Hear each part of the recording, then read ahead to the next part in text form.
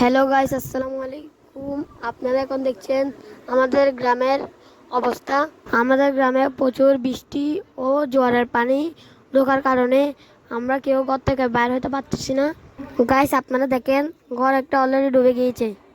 দেখেন ওদের ঘর ও ওরা সব ডুবে গিয়েছে।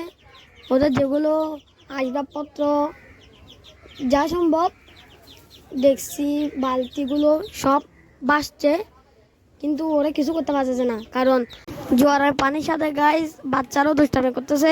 আমি আপনাদের সরাসরি দেখাচ্ছি আমাদের গ্রামের পানির ও আমাদের গ্রামের অবস্থা।